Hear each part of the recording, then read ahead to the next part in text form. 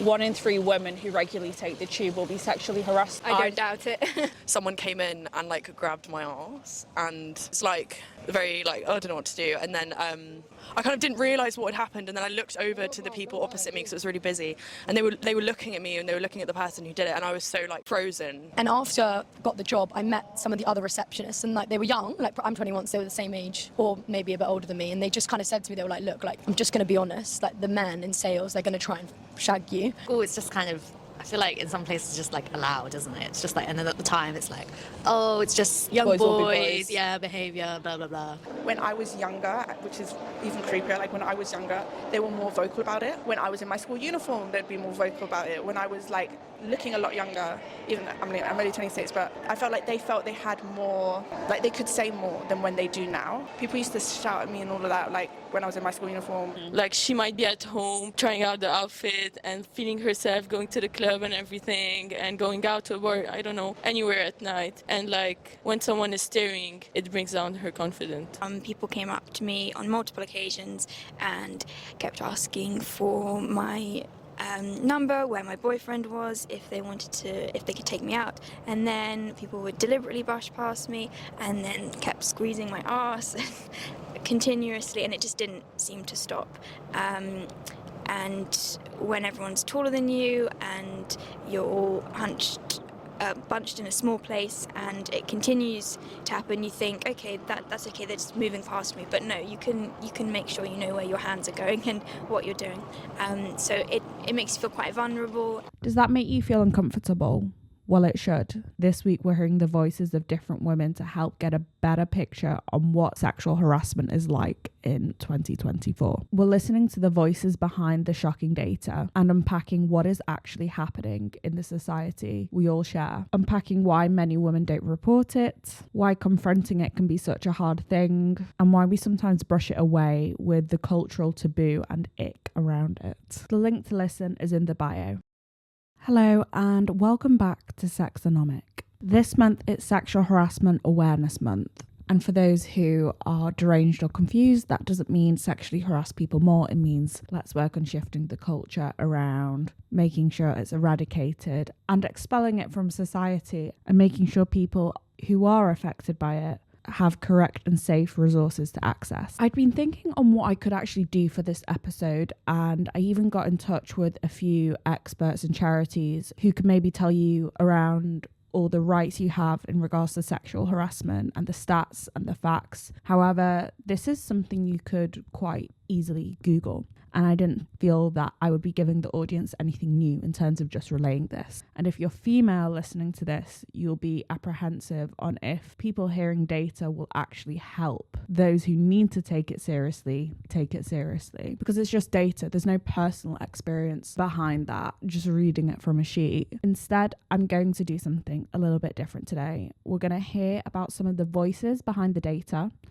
something I feel that we lack when we discuss this subject, and something the mainstream media don't really show in terms of the everyday person. And also, if someone is brave enough to go to the mainstream media to share their account of what's happened to them, their validity of truth and their character is often attempted to be ripped to shreds for a media pantomime. So today I'm going to be opening the floor for women to share their accounts and experiences today anonymously. And before you think I'm going to spend the next however long rambling on a feminist sob story soapbox, I just wanted to clarify, I know men are sexually harassed too, but this is a problem that happens too often in society to women. 1 in 4 women have been raped or sexually assaulted as an adult, let alone the harassment. And I've also lived my whole life so far as a woman. So just for this video, I'm going to be focusing on female voices. I've heard too many accounts from my friends. In fact, I personally have more experiences of sexual harassment than fingers, and they aren't related to working in a strip club, but moreover to my regular life. But just to give you a flash of that data,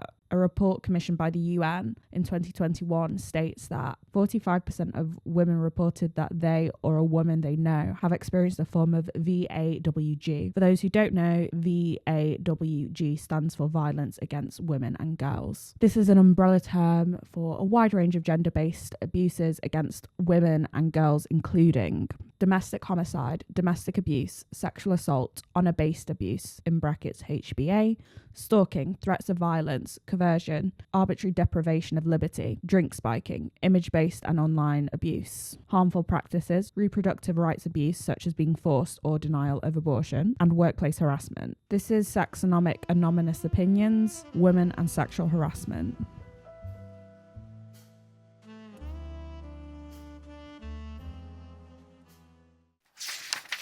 My first conversation was with a woman who worked at a local university. She was polite, kind, and overall lovely. She reminds us that whilst there is an obvious truth to calling behaviour out in terms of bringing awareness, along with encouraging movements like Me Too and Time's Up, it doesn't make it initially easier in the moment to actually vocalise what's happened to you, the victim in the situation. So make sure my mic's on. Hello. Hello, How old are you? 28. 28. And how long have you been living in London for? I don't actually live in London, I commute in. Oh, okay, so you come here and you work here. Yeah. Okay, so you've had a lot of experiences commuting back and forth. Yeah, for sure. So with April being Sexual Harassment Awareness Month, obviously many different women have many different experiences, but just out of your own perspective, what do you think we specifically could be doing to make the culture better in regards to sexual harassment and reporting it? I think calling out something, even if it makes you feel uncomfortable, and that can be hard, but you have to let people know it's not acceptable. So if you see something that's not right, you just have to either talk to the person who's involved or say that it's not okay. Would you say it's harder maybe to report in different circumstances? For example, maybe a night out you could go to the police, or in work maybe there's a different dynamic? Yeah, I think so. I think on public transport it's probably the hardest because there's often no one else around. So if you see something that isn't okay and you make a stand against it, then there's often nobody else who's there to help you. 1 in 3 women who regularly take the tube will be sexually harassed on the tube. Yeah, I don't doubt it. Yeah, me too. I've definitely seen it with my own eyes, but I mean, if you've had an experience or you've seen another woman, what would your advice be to another man in terms of their responsibility to help that woman out? It's really hard because often people don't want to be approached by a man if they don't feel like it's a safe situation anyway. Because it's like, who am I trusting, which one? Yeah, I'd say maybe just talk to the guy involved rather than the woman. That might be a better solution. It would be really tricky to do that in a way that's not going to lead to more confrontation. And when we think of the more broader picture of your safety as a woman, commuting back and forth to London, or when you have to spend time around here, do you ever find yourself scared to be on the streets in terms of what's happened, especially with like Sarah Evergard? And yeah, I'd say I think you just have to avoid it really. There's not really a way around it. If you can like be with someone at night, then you should, and if you can talk to someone on the phone, if you're walking alone, you should. It's just a shame. Yeah. Have you ever had any personal experience with trying to report anything, or maybe hairy situations? On the train, there was an incident, but it was really nice. A stranger came over and they sort of said that, it's nice to see you again, even though we'd never met.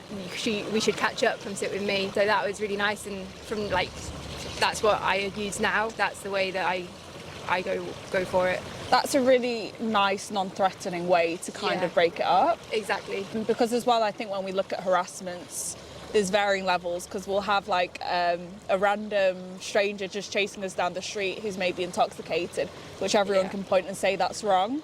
But I think sometimes the hardest points to count out are, whether it's someone you know at work or it's someone on a night out. It's very hard to kind of admit those things to other people. I think that's really tricky. You have to go with your gut sometimes, I think. Yeah. So, if a situation isn't right, then maybe it's not the right time to say something. But if it happens again, then maybe it is. But it depends. It depends what the situation is, because sometimes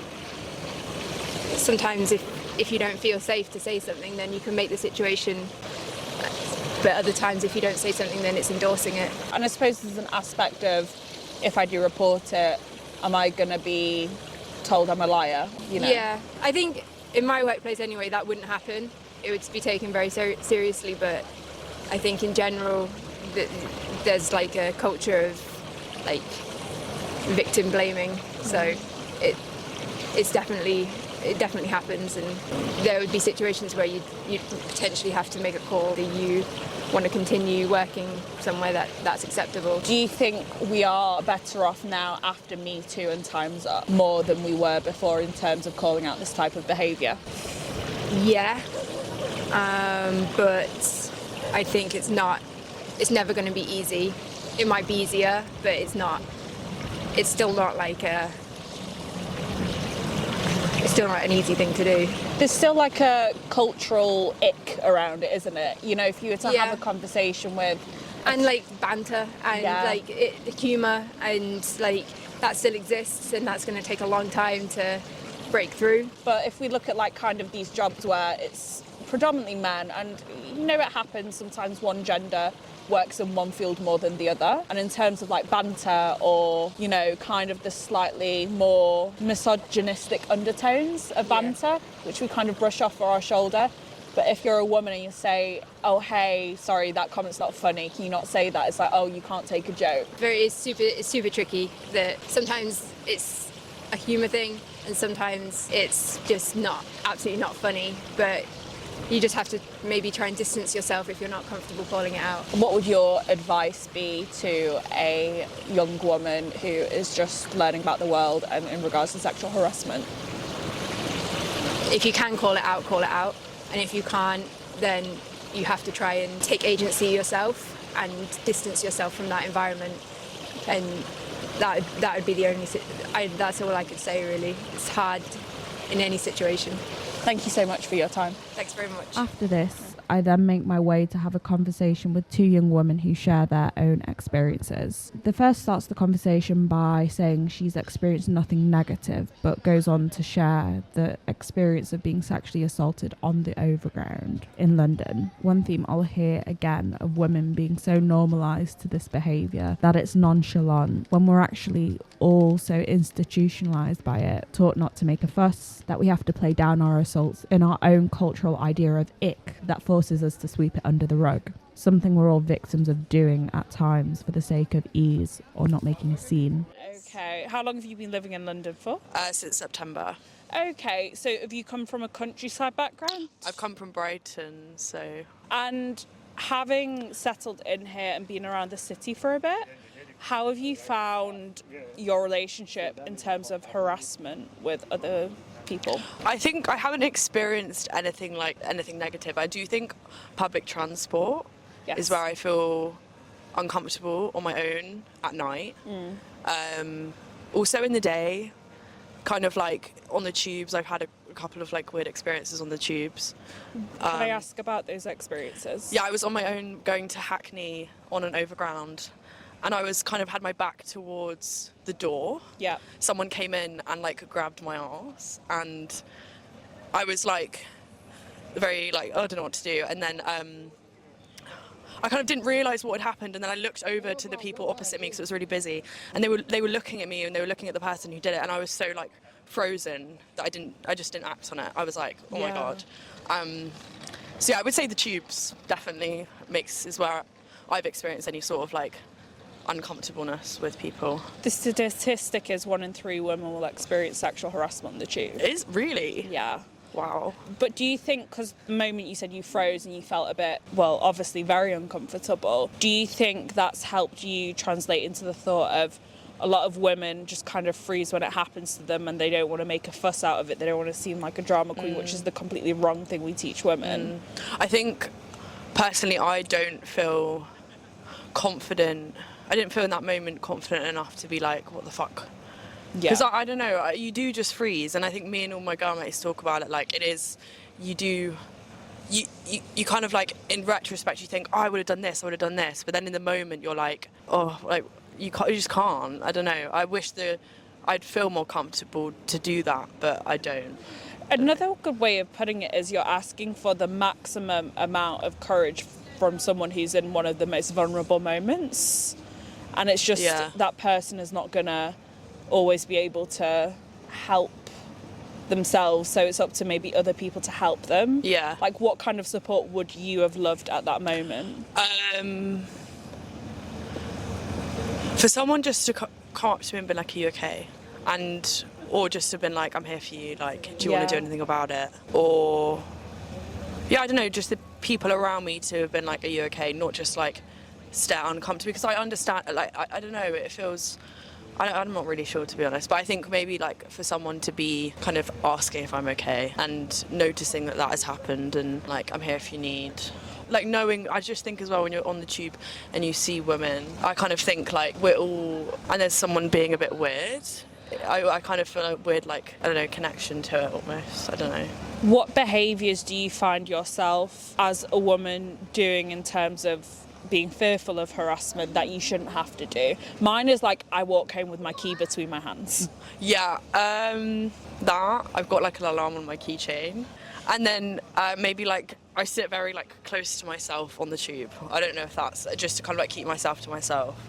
And very like, I'm not like sitting very relaxed on the tube. So if a woman is alone on a tube being harassed, what would you as a woman feel is comfortable for someone to do to step in? To, I think, speak up and to kind of like break it up. Yeah. And just to make sure that the woman's okay. Okay. And the victim's okay. And report it 100%. But I think in that moment, on the tube especially, obviously there's no service. Yeah. Just to kind of like make sure that the woman's okay and like the situation's kind of dealt with there and then, and also the details are being taken off of the person is doing it, because I think that's really important as well. Or know the link so they can see back on the CCTV. Yeah, exactly. Yeah. Like what they're wearing and stuff. We then spend a moment chatting to the other student. She offers a perspective I hadn't thought about. The way sexual harassment can be subtly written into job roles, but not openly advertised. A lot of what she says I've heard responses to in my own life of, you need to just ignore it. Looking presentable is important in a job. But she makes it evident that we sometimes overlook when a job role's performance starts getting a bit too specific. So you're quite new to London at the moment. Yeah, I've lived officially in London for like 3 and a bit months. And how have you found it in terms of comfortability moving around the city, in terms of harassment? I live on my own, so that's like something that was new for me. To be like completely by myself a lot of the time, like in terms of going somewhere. Yeah. Especially like after you go out with your friends. And actually, for me, I feel most of the time really comfortable. And often the harassment I experience isn't like in the night or on the tube actually. For me, what I find so interesting about it is it's like in a really safe space, let's say a cafe, or like around a lot of people. Yeah. And it's quite a public thing that's happening. Yeah. It's not like a physical thing, so it's not like someone touches me or something, but it's like obviously a really uncomfortable situation to be put in, especially when you are in a public setting, because I feel embarrassed, even though I shouldn't be feeling embarrassed to be going under that. I think one of the things you said there, in terms of men, you know, when they approach women, I think there is a correct way to do it with respect and not to make someone feel uncomfortable, but there's definitely men who do it almost on purpose to make you feel uncomfortable, because sometimes I fail not to believe that they don't know what they're doing. Yeah. But how would you say is a correct way to approach a woman if they wanted to show interest in them, and what is not appropriate? I think like there's like a boundary, and I feel like that boundary gets really blurred quite quick when you have an experience with someone. So like I think it's really nice, like let's say like you like someone's outfits, you're like, oh, do you know what, like I really like what you're wearing, or like, oh, I like your book, or something like that. That's like that's the approach, that's how they approach you, right? And like I think it's so nice when you meet strangers and have a conversation. I really like stuff like that. That's good. But I feel like it's so difficult to answer that, because I feel like a lot of the time when I feel like uncomfortable and maybe a bit harassed is when it's like it comes across as if it's banter. For me, it's only been an experience with men. I've never had it with like women, but men will come up to me and start like trying to joke and banter me. The start, like I like might laugh because I'm a bit like, haha, okay, like not appropriate, but I'm just gonna laugh this one off because I want to diffuse the situation. So for me, I'm like not match their energy, but like I don't want to. For me personally, I just feel like sometimes if I was to react in a way that was probably how I should, like maybe a bit more defensive, I feel like I could make the situation more. So I try to like worsen the situation. Yeah. So like I would try to like maybe be like, haha, okay, bye, rather than like be like, actually, don't talk to me like that or something like that. I can't speak up in the moment, so I choose to like try to diffuse it and then I'll leave. But I still don't feel like that's good because I'm the one that will leave the situation. So you can't access all of the things you need in that situation.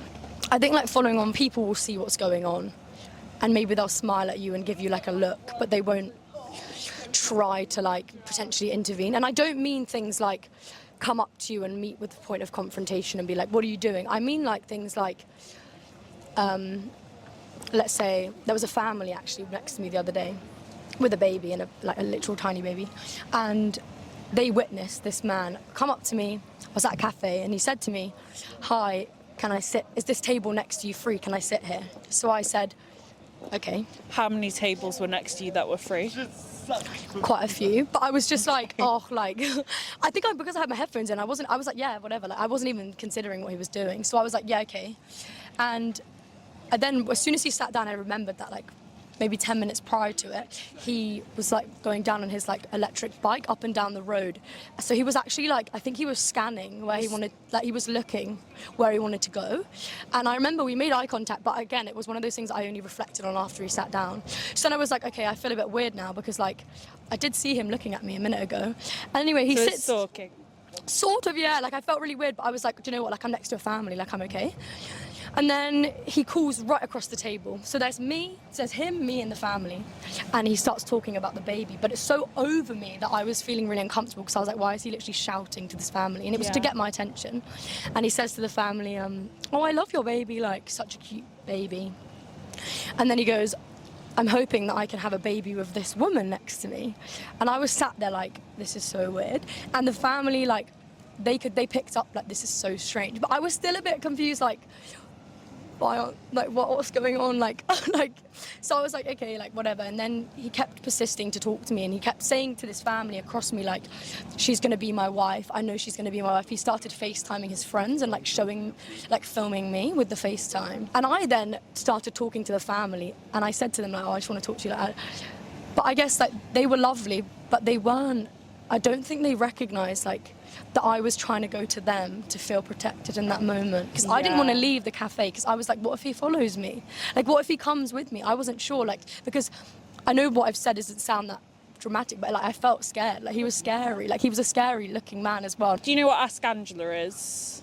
No. So in bars we do Ask Angela. Oh, I have heard of it. You ask for Angela when you go up to the bar if you feel uncomfortable. There should be something for universally for people when they feel uncomfortable. Yeah. For example, if I'm being stalked, I can go, I'm asking for Steve. And you say, yeah, I know where Steve is. Yeah. But yeah, I'm so sorry you've had to go through that. Yeah, and then the family left and I straight away left and I followed them basically. Like I didn't go with them, but I went behind them because I was like, oh my God, like I don't know, I just felt kind of confused that like I kind of saw them as people that I felt safe with, but I felt more like embarrassed for intruding in their conversation than them like recognizing like the situation that was happening. Well, it is all of our problems because it's our daughters, our wives, our mothers, our sisters, it's everyone. So yeah. Tell me an experience where you've maybe been in a corporate situation where you feel the harassment's more subtle or covert. Okay, so I was going for a job as a receptionist in the real estate realm and I basically did an interview, and after I got the job, I met some of the other receptionists, and like they were young, like I'm 21, so they were the same age, or maybe a bit older than me, and they just kind of said to me, they were like, look, like, I'm just going to be honest, like the men in sales, they're going to try and shag you. And I was a bit like, what is going on? Because I was kind of like, is this a joke? It kind of was like such a random thing to tell me. It's a new professional role. And also I was like, I guess as well, what kind of threw me back as well is because like, I thought this job was just like a a random job that was just going to, it was a time passer job to get money. Anyway, they said, yeah, they're going to try and like shag you, but because like you look like how you do, or like you've got a personality that's attractive to the company, like you will do really well. Because like if the men like you, then you're probably going to do well and you're going to maintain your role. Because if you look good on reception and stuff, then you're more attractive, let's say, to potential customers that come in. Okay. But they kind of tried to warn me, like, yeah, they'll try to seduce you, basically. And then another thing I've actually had working for an agency in London was working as a hostess in a hotel, and it was a really prestigious hotel in London. I won't say the name, but it was very prestigious, and part of the contract was you have to wear high heels and you have to wear red lipstick and you have to have your hair in this sort of bun thing when you have to wear makeup. It was actually sent to us, like that was like what you had to do. It's like the Virgin air hostesses. They have a particular... Sort of, but at the same time, this job is like 10 hours on your feet, hostess, and you don't actually do anything, but you have to look like this to be appealing to the customers of the hotel. And I remember when I did this job, I was doing it for quite a while, and I always felt really uncomfortable that I was being looked at. And then I spoke to my dad, and my dad was like, "That's not on. Like you can like you don't have to wear this outfit. Like, like it shouldn't be happening anymore. Because like if I didn't wear red lipstick, let's say I like went and like, because I don't wear lipstick anyway. Like it's not me. That they would literally send you. Like I've got sent to Primark once to buy high heels because my heel wasn't big enough and correct, yeah. And I was like, oh my god, they want me to look sexy. So, and I was at the time, I think I was 18. Like I wasn't old. I'm an exotic dancer part-time. So my boss wouldn't even dream of telling me what to wear, and that's obviously an environment where, you know, you are there to look visually appealing to somewhat degree. Okay. So like in office jobs, I never really understand where it's a specific lipstick colour or a heel height, because if your male counterpart comes in, like, well, that was the thing. There were boys doing the job, like different jobs, and they didn't matter. And I was like, it just really reinforces that like pressure, like that how you look makes you desirable, or like how you look defines you and your worth and like your ability to like keep a job, or like it's exactly the same job, but if I didn't wear the high heels, I was literally sent to buy a higher pair, and like it's not comfortable. Like, I was in pain. Like, and what if you're like just a really butch lesbian?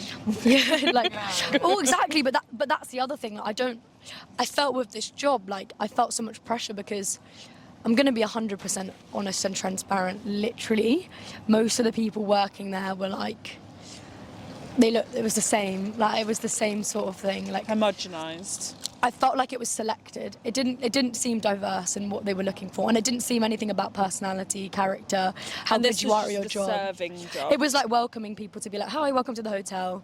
This is the way to reception." Yeah. So you're the first people that the guests see when they come in, and everyone looked the same. Yeah, and I felt like because of that like misogyny about like how women should look in the workplace in that specific job, because we looked, I'm going to be nice, like be honest, like we did look quite nice. Yeah. We had to wear these like dresses, whatever. It was kind of like welcoming people to like come and talk to us. Point of like, I'm working, trying to do my job and earn money, but because you want me to look like this little trophy in the hotel, you're then basically wanting me to then charm the guests and accept them, like they're approaching me. And I was like, how is this actually a job? Because I thought hostess just meant like, you know, if you come to a restaurant, it's like, oh, how many people? When I got to the job, I was like, oh my god, all we do is stand there. Like we literally stand there like a literal statue. And then when I would go home after the shift, I would then feel so weird walking around like really wealthy corporate areas in London in like a little dress, high heels, tights, because I didn't feel like if I was in a situation of danger, I could even run.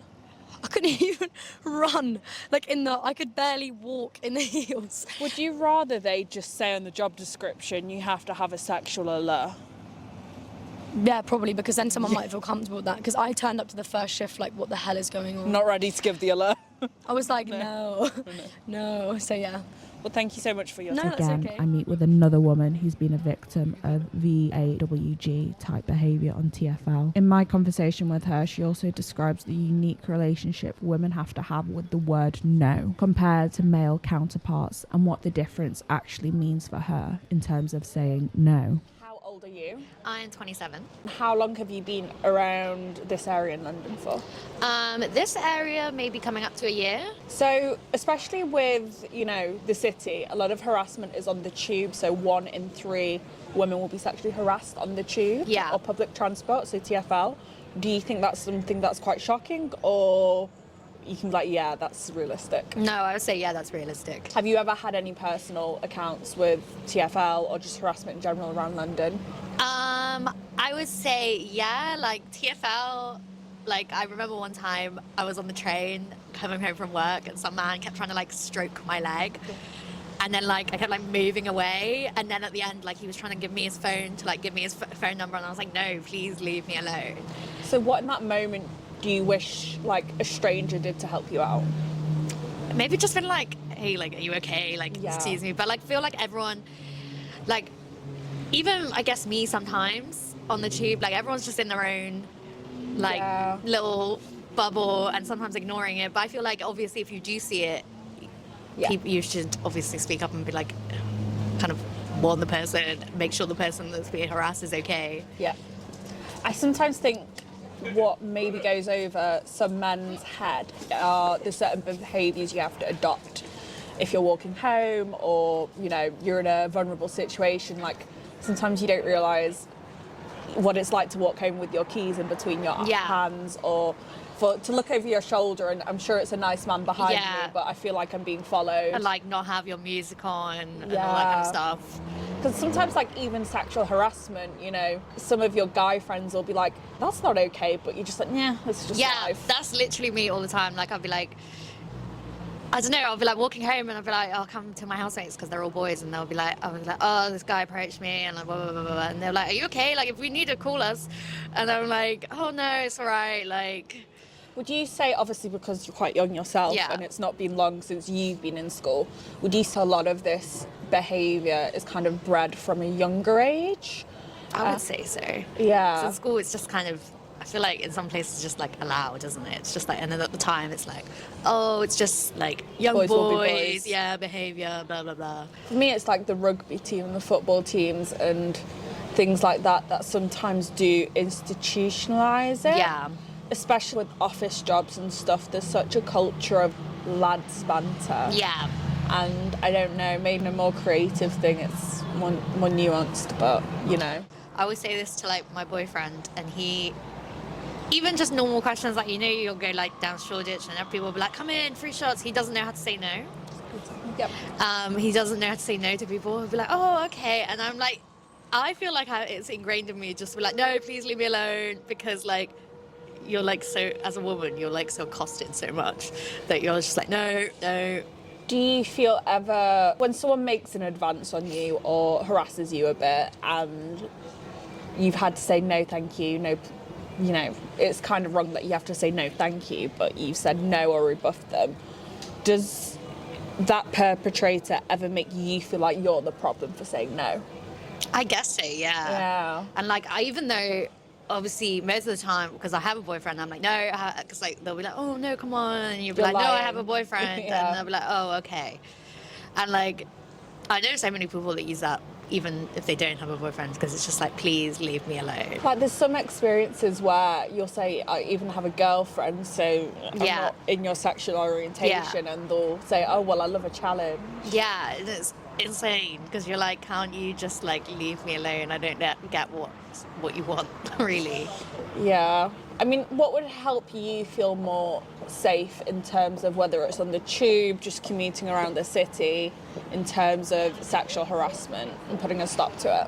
I don't know, because the thing is like, on the tube you obviously can report it, but there's like, obviously it's not that thing, it's not every man, but you can't like, every man is guilty until proven innocent, basically. Yeah. So I don't know how, I guess, thingy common thing, but like it depends how much it often happens. But you know how they have like female only carriages in like, I think is it Japan? I didn't know that. Yeah, they have like in the train stations. Where? They have, I think it could be Japan, maybe possibly India as well. But I think they have like female only carriages where like no male can be on that carriage, it's only women. That's interesting. And obviously sexual harassment is apparently quite high in Japan as well, so Is that something you would see as fit for London? maybe, yeah.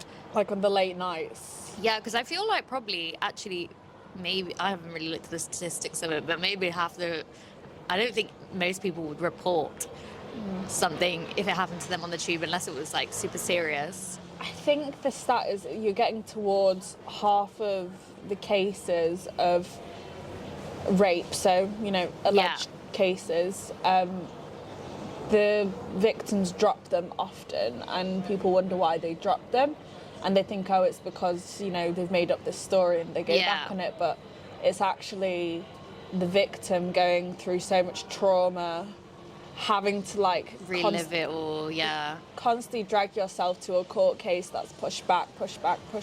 Yeah. So I can understand in a way why some women are scared to report harassment or worse, but then again, some men are scared of being falsely accused. So it's like this weird Spider-Man thing where, both are pointing at each other, kind of thing. How do we begin to work that out? I guess it's hard, but I always think in that, I'm very much that person as I'm believing that person who obviously has been raped, who says there's been raped until there's been proven otherwise. Yeah. It's also a very bold thing to come out with. Yeah, a lot of people don't come forward because they're scared. So if you are coming forward, I'm going to believe you kind of all the way until unless, obviously. So what are some more small things people can do, let's just say men specifically, what are some small things can do to maybe appease women in terms of harassment out in public? I guess support it if you see, if you're seeing a woman be harassed, kind of go ask if she's okay, make sure you're stopping it. Yeah. Because there's obviously that thing of men respect other men.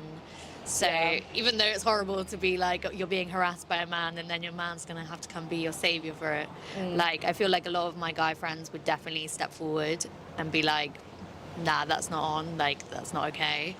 Well, thank you so much. A really informative chat I had was one with a professional dancer. She refreshingly points out how her dance-specific environment is a reminder of her body is just her body and is not there to be sexualized, but moreover just a vehicle to move about. She goes on to acknowledge the respect of the male dance peers she's grown up with and makes it clear that no one has ever been perpetrating social boundaries within her community and that specific environment, whether it's quick costume changes or the outfits they actually need to wear on stage. However, we soon get into the night and day difference of being in a safe environment versus not safe environment, and even how the environment of young schoolgirls is often perpetrated. So you feel that with dancing that, you're just more free to be rather than to be harassed and stuff. Yeah. And I think especially boys who are often that one guy in the class or two guys in the class, they often have a better, connection with women. Yeah, they definitely, I feel like they do. I think they have a better understanding of our bodies in a less sexual way than guys that, I don't know, fundamentally don't go to dance classes. So when you step out of dance class and you enter just your daily life, commuting, going out on a Saturday night, what do you see the harassment, and is it quite stark? Do you know what's weird is I see it, and I see it in the way that people may look at me, but I felt like when I was younger, which is even creepier, when I was younger, they were more vocal about it. Okay. When I was in my school uniform, they'd be more vocal about it. When I was looking a lot younger, even I'm only 26, but I felt like they had more, they could say more than when they do now. I was definitely more people used to shout at me and all of that, when I was in my school uniform and stuff now, more than they do now.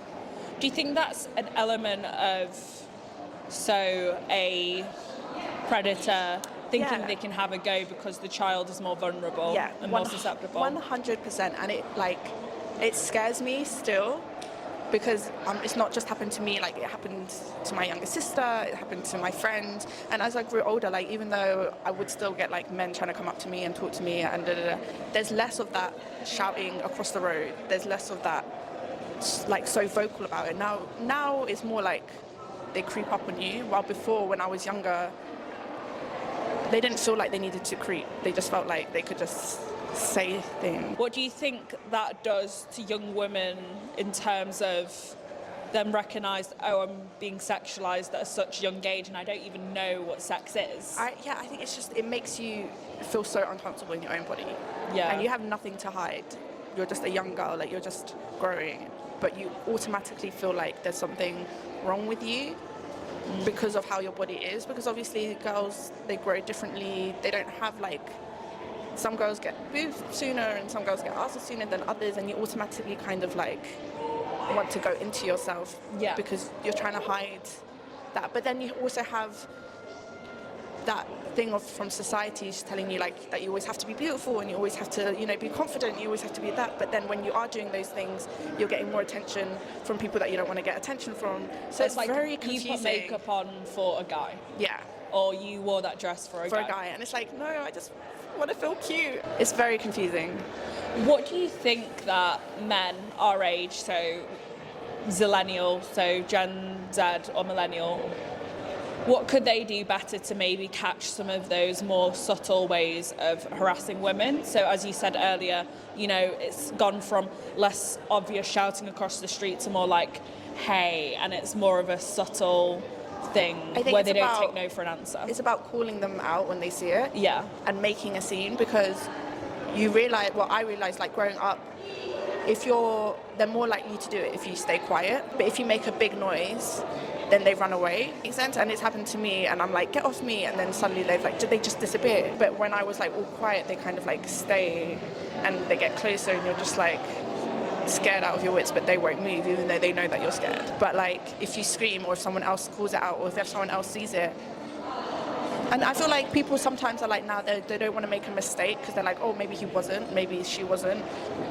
But I would rather someone be like, you look like you're doing this, stop doing that, and then me be like, oh, sorry, I wasn't actually, but okay, you're right. Then, am I making sense? Yes, I think what you're almost pointing to is the nice guy effect as well, where it's more subtle in terms of, oh, I'm a nice guy, I would never hurt you, but then they're trying to work an angle towards you, and people can approach people if you find them attractive, you know, and of course, it's the right environment, you can do that. But for me, this idea of the nice guy is when you say no, he goes, oh, okay, but he still tries. Yeah. I think if you have to tell someone you're a nice guy, you're not a nice guy. Yeah. And if you think that you're a nice person and the person that you're talking to feels uncomfortable, just move away. Just move away. Like, even if you do think you're a nice guy, you're clearly doing something that's making her uncomfortable. Yeah. Just move away. Or him. Or she might have she might have a past situation that you just happen to trigger her of. You just move away and get on with your life. Like, so what if your ego gets hurt? Like, there's how many women out there that will talk to you because they want to talk to you, not because you're forcing them to talk to you. What would your advice be to any woman who's having to face quite blatant harassment or subtle?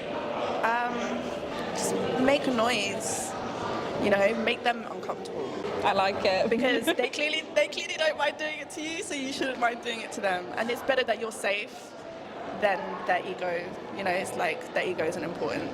Do you know what I mean? So, yeah, make some noise. I walked a little further and got chatting to a young lady who is aged 19 from Lebanon. She brings up a lot of the cultural differences in clothing, but the themes of harassment are international if you show skin. Granted, in different countries, there's a lot more harsher consequences for that. A lot of my conversation with her touches on the nuance of when an innocent look turns into a more sinister, gawking stare, and what that does to a woman's confidence.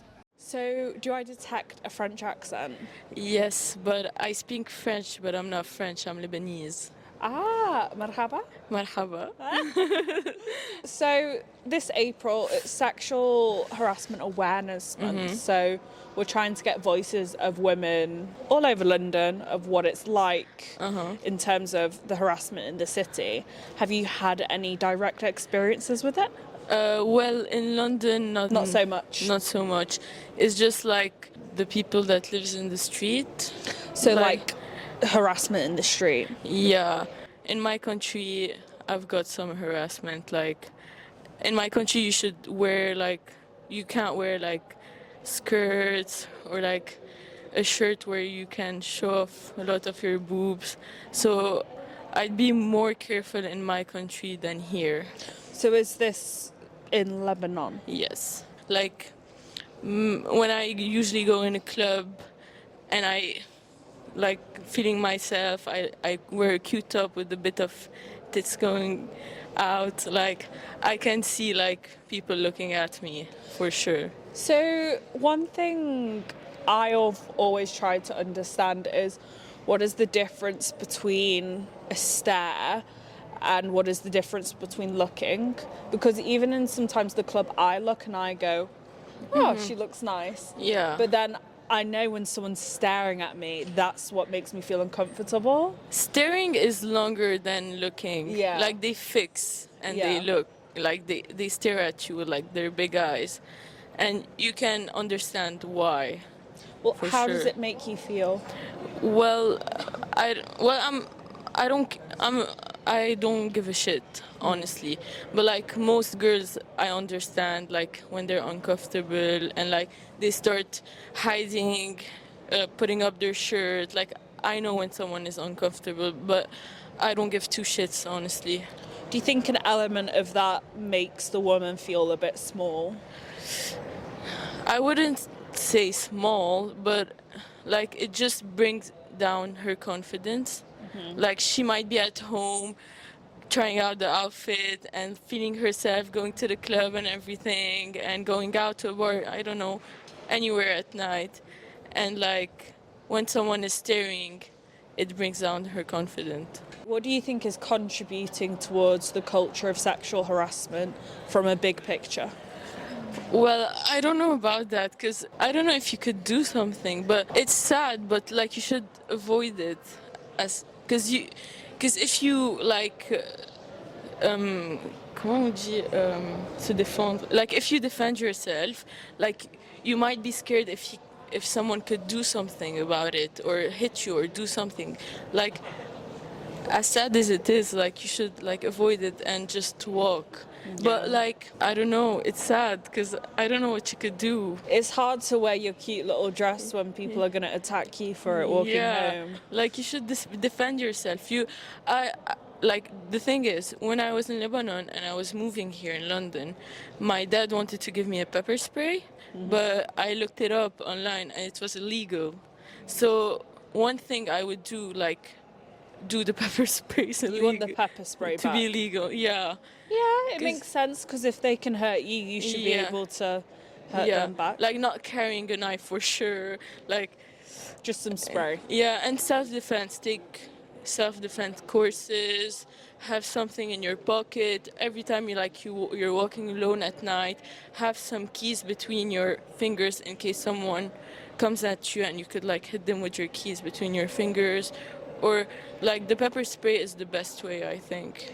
Isn't it crazy how that's our responsibility?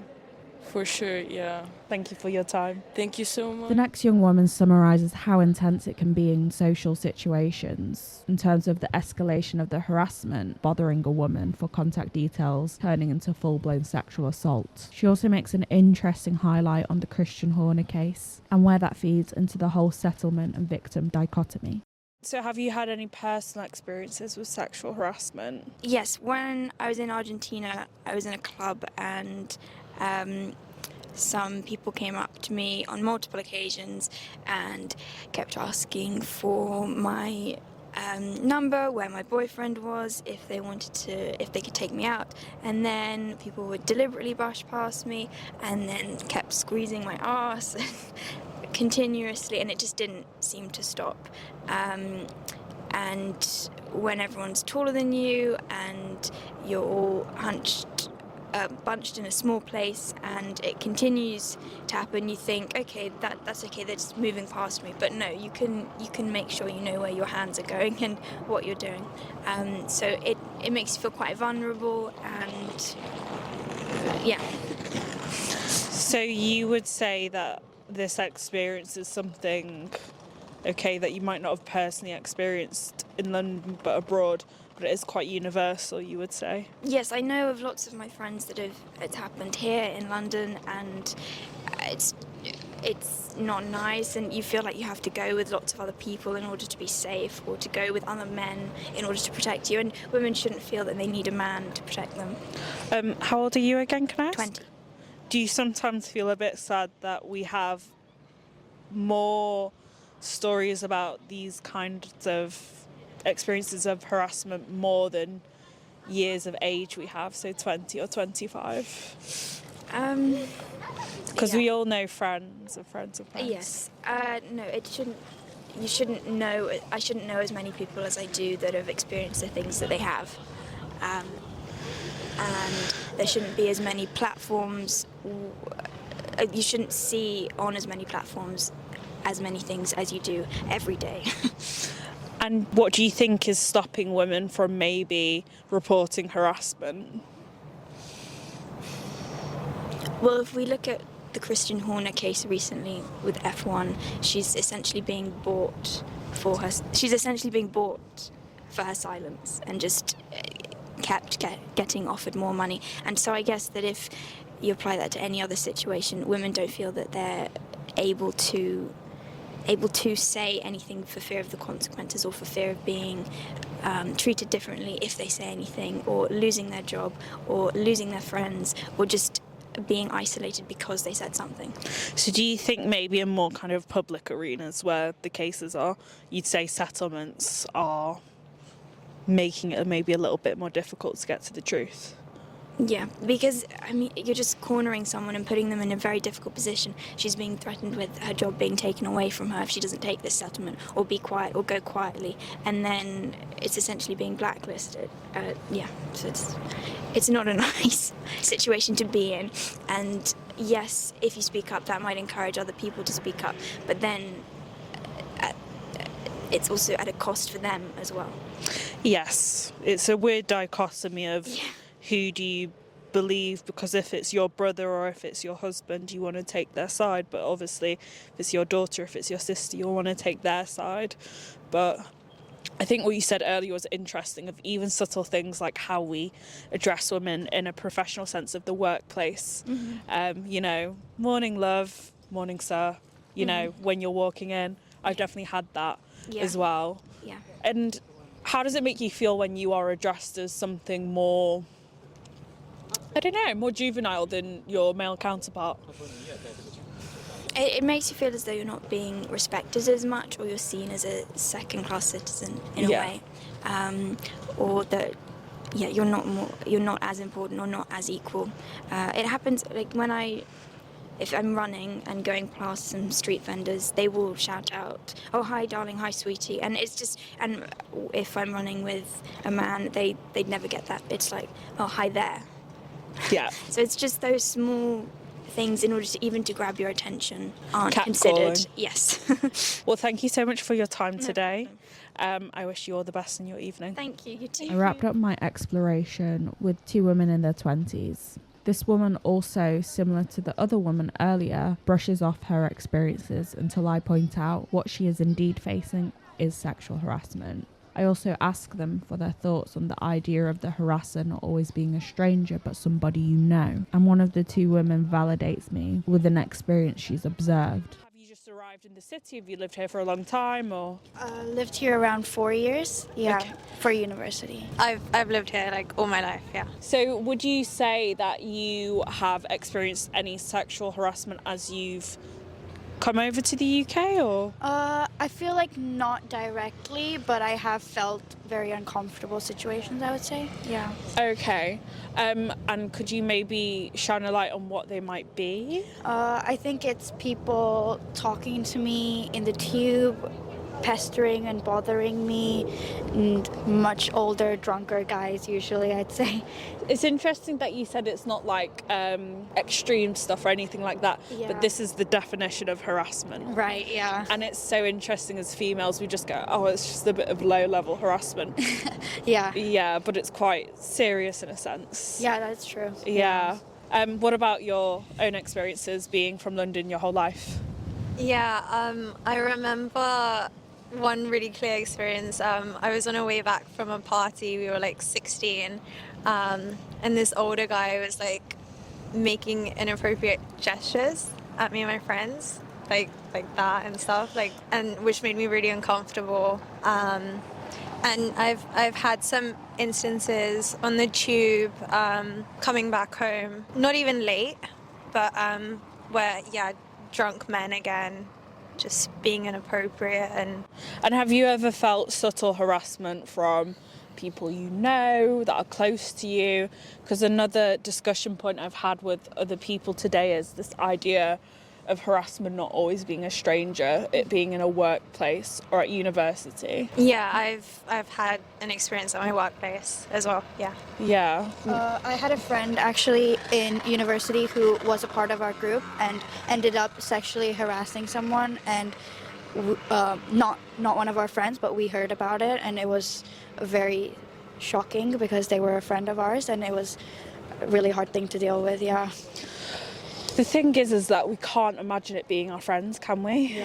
Yeah. But sometimes you forget that what we grow up with is what influences us. Would you say this starts at a young age, harassment? Is the acceptance for it taught by the fathers, taught by the grandfathers, or the culture? Well, I think it was really interesting what you said earlier about the fact that that's like low level sexual harassment, you know, like that's the idea of it, right? But whereas we should look at everything as being quite big, and I think it's changing people's perceptions of that, like even the smallest amount or like gesture, glance is not okay. Yep.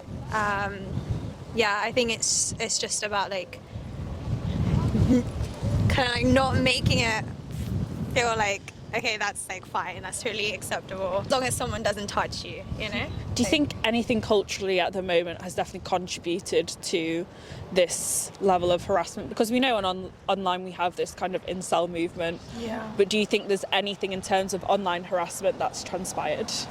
I think like revenge porn is a big thing as well, and I think especially as a young age, like at high school, like people spreading nudes of girls and stuff was something that was really formative for our generation, especially like with Snapchat and stuff, especially when you think that images aren't permanent, but they are. I feel like that really was a big part of our teenage years, and now it's like affected the way that we think about sending nudes and intimacy in general. Thank you so much for your time today. No worries. Legal note.